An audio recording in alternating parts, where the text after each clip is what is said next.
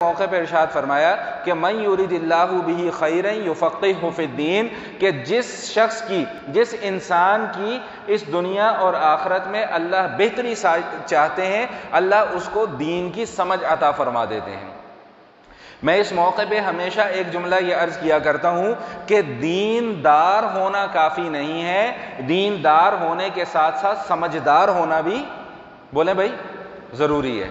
خالی دیندار ہونا کافی نہیں ہے، دیندار تو ہر کوئی بن سکتا ہے، لیکن دینداری کے ساتھ سمجھداری کا ہونا یہ بہت کم لوگوں کے حصے میں یہ بات آتی ہے، بہت کم لوگوں کے حصے میں۔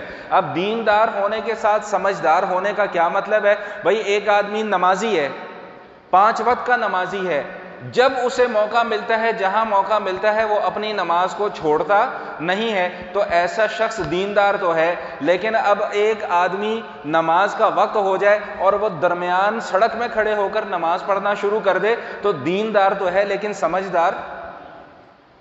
بات سمجھ میں آ رہی ہے کہ نہیں آ رہی ہے؟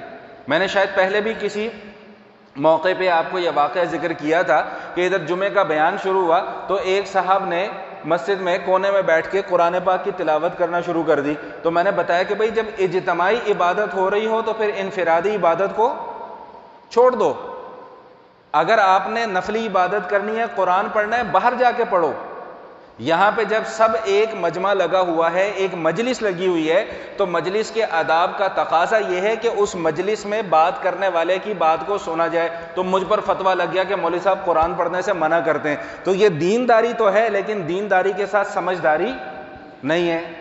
آپ لوگوں نے اکثر نوٹ یہ کیا ہوگا کہ ہم مسجد میں آتے ہیں، اچھا مجھے یہ بتائیں کہ ہم سب مسجد میں کیوں آتے ہیں؟ جی عبادت کرنے کے لیے آتے ہیں نا بھائی، نماز بھی عبادت ہے، کسی نے تسبیح کرنی ہے وہ بھی عبادت ہے، کسی نے تلاوت کرنی ہے وہ بھی عبادت ہے۔ تو ہم سب مسجد میں کس لیے آتے ہیں بھائی؟ عبادت کے لیے۔ تو جب مسجد میں جتنے لوگ آئیں تو ان سب کا حق ہے کہ ان کو عبادت کا موقع دیا جائے۔ اب 4 آدمی ادھر بیٹھ کر عبادت کر رہے ہیں، 4 آدمی ادھر بیٹھ کر عبادت کر رہے ہیں، اور ہر بندہ اپنے اللہ کے ساتھ گفتگو کرنے میں مصروف ہے۔ ایک 5واں آدمی آتا ہے، علامہ صاحب آتے ہیں، علامہ صاحب قرآن پکڑتے ہیں اور اونچی اونچی آواز میں چیخ چیخ کر قرآن پڑھنا شروع کر دیتے ہیں۔ تو بھائی یہ دینداری تو ہے لیکن دینداری کے ساتھ سمجھداری نہیں ہے۔ آپ دوسروں کی عبادت کے اندر خلل واقع کر رہے ہیں، دوسروں کی عبادت کو آپ خراب کر رہے ہیں۔